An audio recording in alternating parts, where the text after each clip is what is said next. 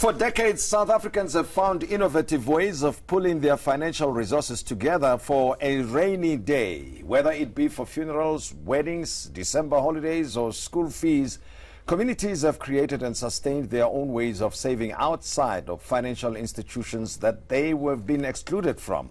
It is estimated that more than 40 billion rands may be in the hands of Stokvels. But how can Stokvels be integrated into the formal financial services sector, or should they be? And to explain the current varied Stokvel options that we have and where they fit in, I'm with my guest, Busi Skenjana, who is the CEO of BSK Marketing and Associates, and Andile Ndlovu of Okacheni Properties, who's joining us from Tekwini in KZN. And Andile, a pleasure to have you with us from KZN. Welcome. Oh, welcome. And thank you very much. Let me start with Sis Busi here, who's with us in Joburg. I've suggested that, and I've read this, that there's more than 40 billion rands in the Stokvel sector per year. Is that true? It's a huge amount of money. It's probably more than that. Yeah. You know, it's just that, I mean, the research that was conducted in 2012, I mean, that's the figure that is captured, but it's probably far more than that. Yes. You know, as you know, that there's different forms and variations of mikalelwane. Yes. You know, yeah. So it's quite a huge market segment. And do we have a sense of how many groupings style themselves as Stokvels in the country, or not really? Again, according to the research that was conducted quite a while ago, it's estimated that there's about 800,000 groups. That translates to 11.2 million people. Yeah. So, and I have no doubt if we were to do, I mean, commission research now, would probably come up with higher figures than that. Yeah. But what are the features of a Stokvel? I may know, but I'm asking the question, you know, from the point of view of the viewer, and we've got a variety of them, because you've included, for instance, Mehorisano, and there are funeral schemes as well, and therefore different reasons they function differently. Yeah. Look, I mean, the basics, it's knowing, you know, each other as friends, as family, as neighbors. And I always say the key component is trust, you know, because you don't just walk down the street and then just say, hey, you know, you meet people and say, let's form a Stokvel. So there should be a relationship, and out of that relationship we say, okay, fine, we're ready, we trust, you know, one another, we are ready to actually put our money on the table, because that's the basic, you know, of starting or forming a Stokvel, or rather even of joining a Stokvel, you know. So you have to know people. That's why these Stokvels that are online and, you know, global, so to speak, I mean, they don't cut it, you know, because it's a face-to-face, you know, kind of engagement. Even if you are not going to be meeting, you know, on a frequent basis, but departure point, you need to know. And I'm asking that question because some people may wonder, why is it necessary to meet if you're a member of a Stokvel? Why don't you pay your membership fees at a bank or something like that, or do online transfers without going to meet members of the same Stokvel? Once you've met, of course you can do online. You know, as I'm saying, departure point, you need to know these people, you know, because I call it the social capital component, in that, you know, it serves other purposes besides money. You know, like the burial club is a typical one. When there's death, I mean, surely who can bury your uncle online? You know, so there must be some people who will come in and say matsoho, you know, hands, you know, so that human interaction. So there's is a very relationship thing, definitely, or social capital, as you mentioned, and trust as well. and trust, definitely, yeah. Then once that has been established, is in place, then you can say, for practical reasons, we don't have to attend a meeting every month. You'll do your, your electronic transfer funds, but somewhere, somehow, at the end of the day, it's just that the frequency declines.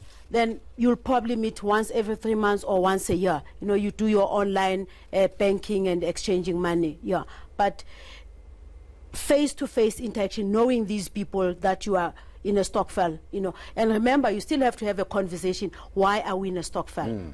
I know, I mean, people are, the most common one again is burial and groceries and property investment, but you need to have a conversation around the table, you know, and say, okay, this is what we want to achieve. It doesn't mean that you can't have that conversation online. Yes. It comes back again. I mean, even the business. But it's personal. I noticed it's very social and personal. It's very important to say that. Then Definitely. it's not just a savings scheme. It's a Stokvel. It's a Stokvel. It's got to have that personal thing. You've got to connect one way or another. Definitely. But key. Now, you know, as a way of mitigating risk, I suppose the membership fees and the subscriptions are much lower. But Andile, let me bring you in on this conversation, because you and your friends and colleagues are doing something much bigger. You are in a property type Stokvel, I gather. Tell me more about Okacheni.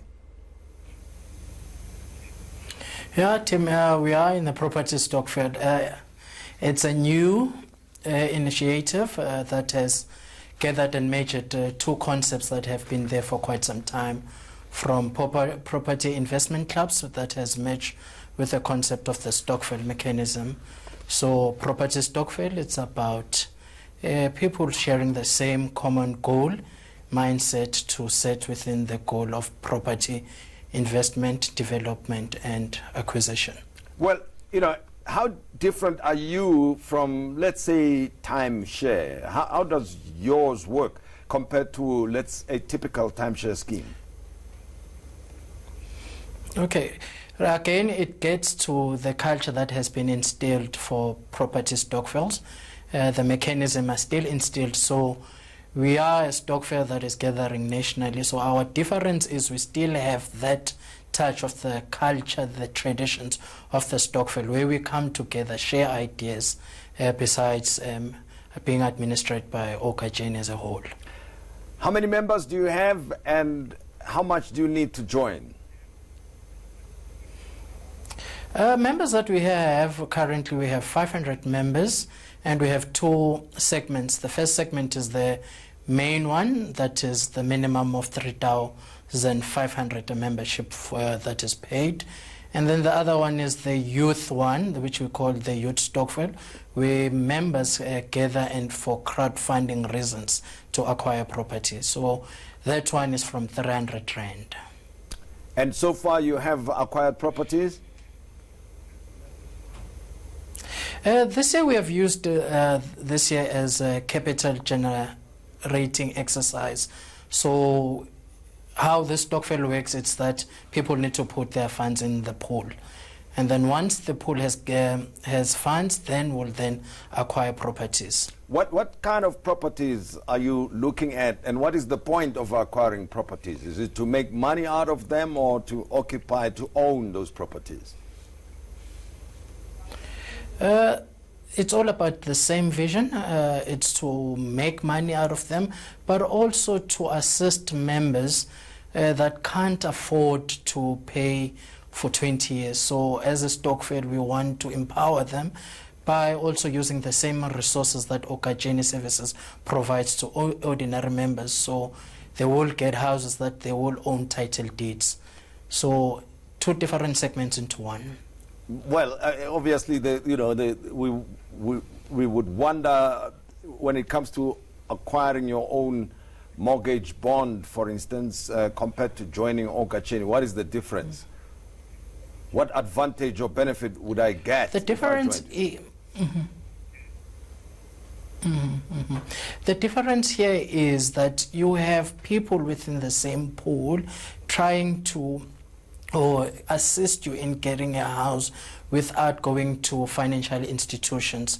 So same mechanism of the Stokvel, where members contribute money to assist one for a common purpose. But here, they are assisting you to get a house. So it's done within a term of 8 to 9 years. All right, Sis Busi, you have a long experience in Stokvels, right? And there are typical problems that may arise from time to time. But before we talk about the problems, your comment on this kind of Stokvel, your experience with this kind of Stokvels. So what is your view about the Okacheni Stokvel that we're talking about?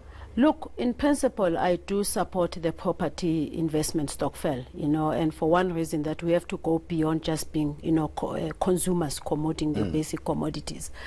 I do have a problem, though, about going into this property Stokvel, you know, at an entry point with just lots and lots of people that I don't have connectivity with, you know.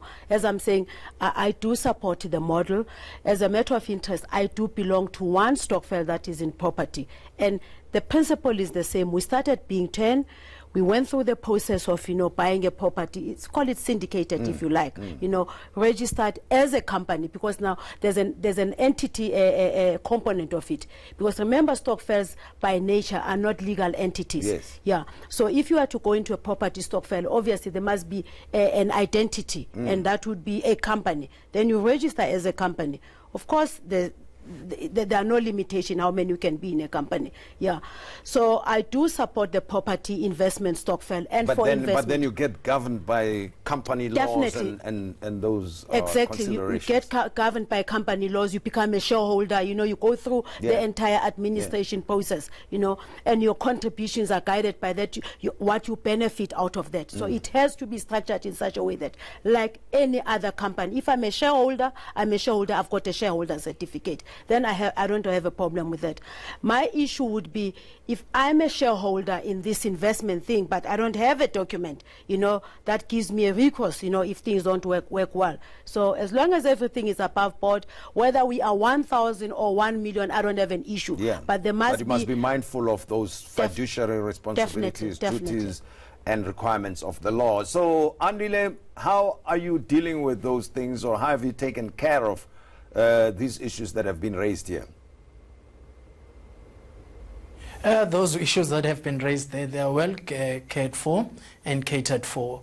Our members do have contracts that are in line with Okajeni Architectural and Engineering Company that administers the Stokvel.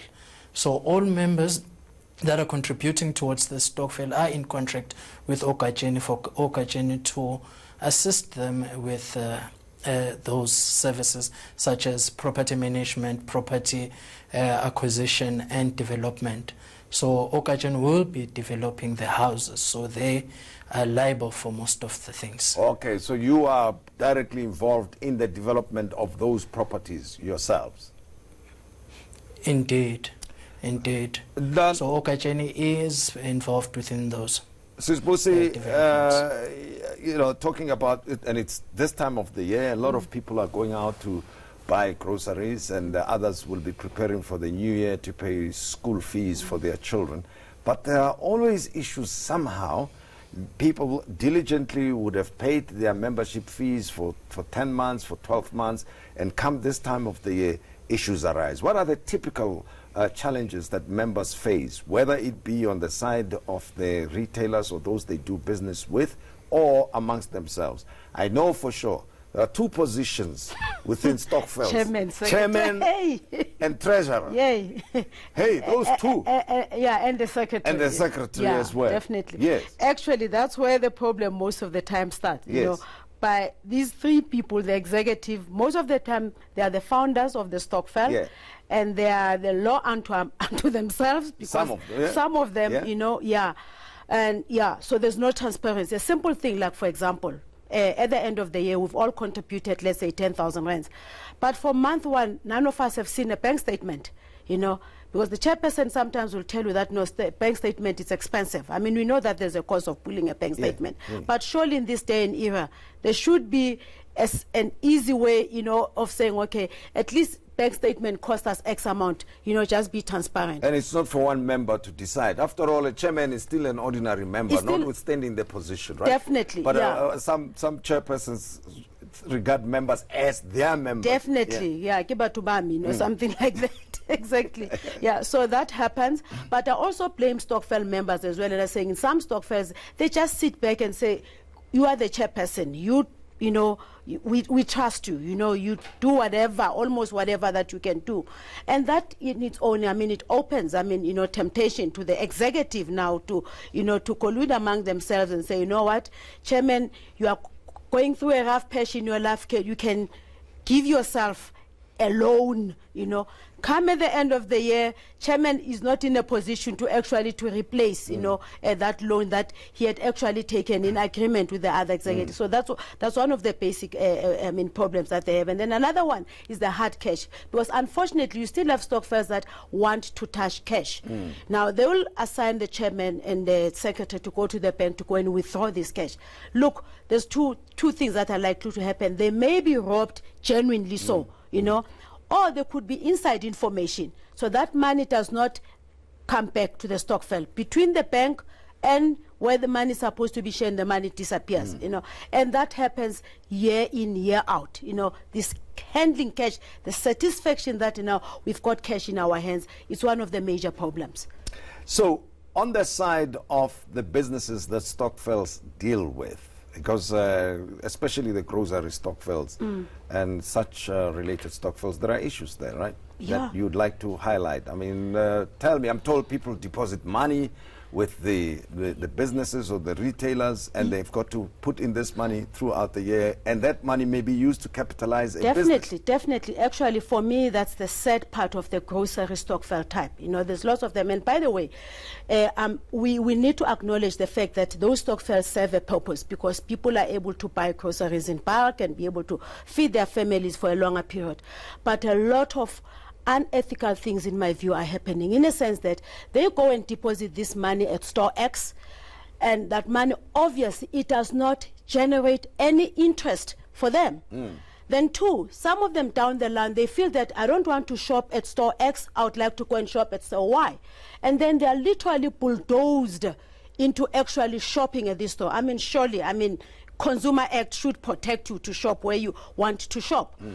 And unfortunately, Stokvels, because of, in my view, they just get intimidated by going through the normal banking system to go and save money for various reasons. There's FICA and all that. So they find it a bit easier to save their money at the store, at the expense of forfeiting interest.